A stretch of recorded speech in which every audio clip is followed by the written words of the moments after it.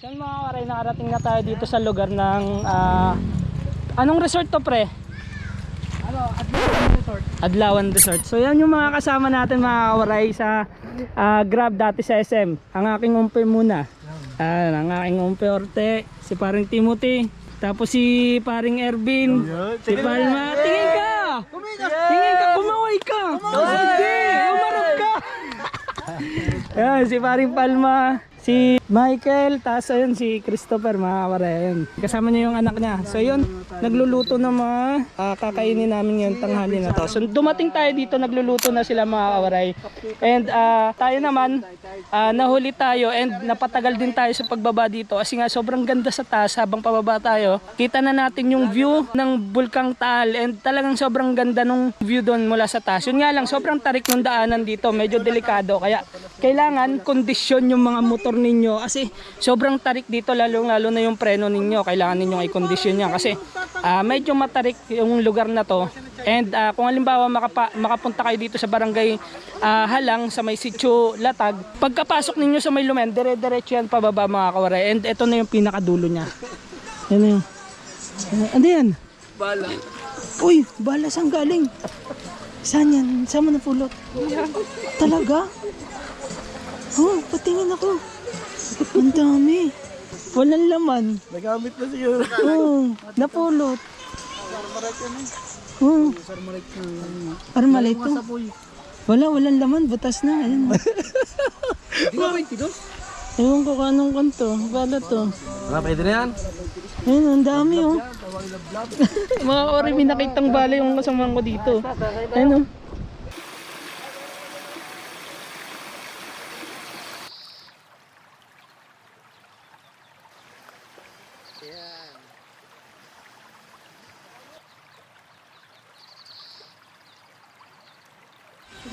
Luto na yung tilapia? Oo.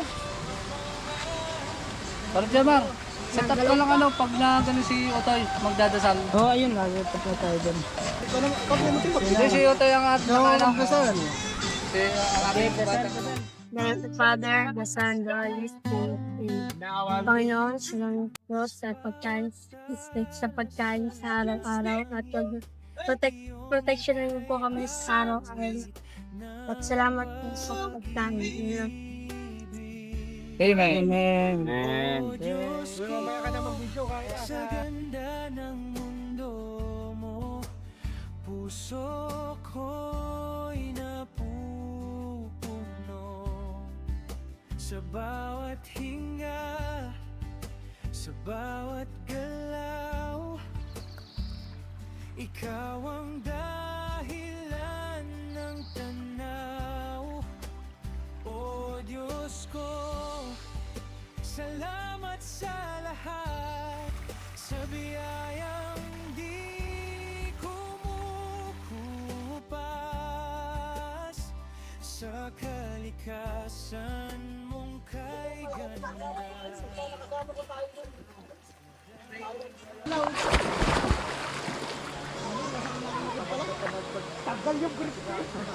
Maganda yung ilog dito kasi malinis and malamig yung tubig. Talagang saktong-sakto sa ganitong klaseng panahon, summer.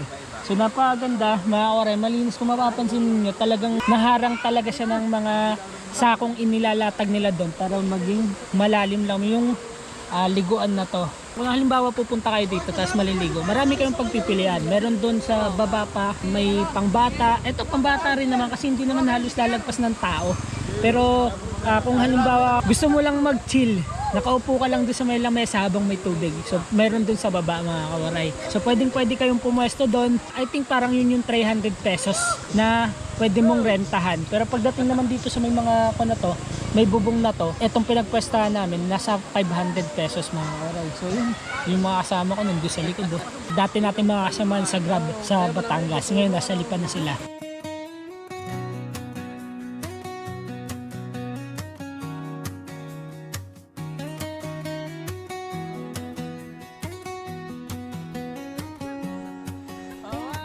Naalala mo pa ba unang araw sa trabaho?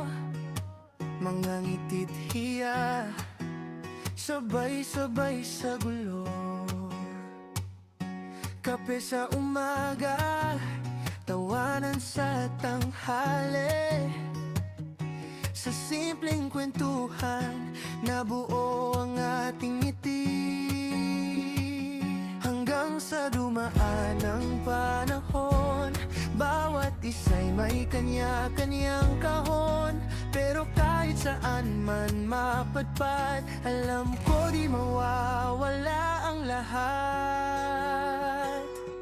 Kahit matagal tayong di nagkita, pag nagkita parang kahapon lang, di ba? Walang nagbago sa ating samahan, ganun pa rin, parang walang iwanan. Tawa pa rin hanggang sa... Dyan. Ito nga, tama nga ga to? So mga kare, meron kami pupuntahan. Iniwan muna namin yung mga kasamahan namin doon sa may cottage. And pupuntahan namin dito yung mga... pupuntahan namin dito yung isa sa mga sikat na dinarayo dito sa lugar na to. Yung nyog na nakabaluktot. So isa yun sa mga pinupuntahan dito. Para mag-picture kasi pang Instagrammable yung itsura talaga niya, kasi lalong lalo na kitang kita yung Bulkang Taal. So ang kasama natin dito si Pops Christopher at yung kanyang anak, and then si Paring Timothy. So magpipicture kami doon. So dinala ko na rin yung drone ko, ewan ko lang kung kakayanin natin magpalipad ng drone doon. Titingnan natin yung sitwasyon doon. Saan kaya dito? Ayun! Ayun! Eto na yung sinasabi nilang puno ng nyog na nakabaluktot. Ayan mga kore, oh. Tingnan nyo naman. Ayan. Oh, men. Tingnan nyo, ang ganda dito. Ayun yung Bulkang Taal. Ayan, Bulkang Taal yun. And eto naman yung sinasabi nilang puno ng nyog na maraming nagpipicture. Meron kami nakikita dito mga kore, banda dun. Ewan ko, parang pinaka view deck para dun sa view na to. Pero parang nasira na siya. So may mga ilang mga pumunta dito mga kabataan. Tapos ayan. Men, ang ganda oh.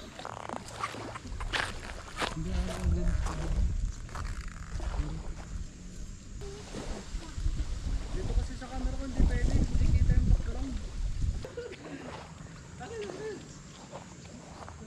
Parang nakabalagi ka. Pero mababaw lang naman yung mapagsakan mo. Patik na yan. Nahila ko sa ganyan. Ay, so yun mga kawaray, pauwi na kami. Yan nga lang, pinaka-struggle namin dito. Masyadong mataas yung kalsada, matarik. So sana kayanin ng motor natin.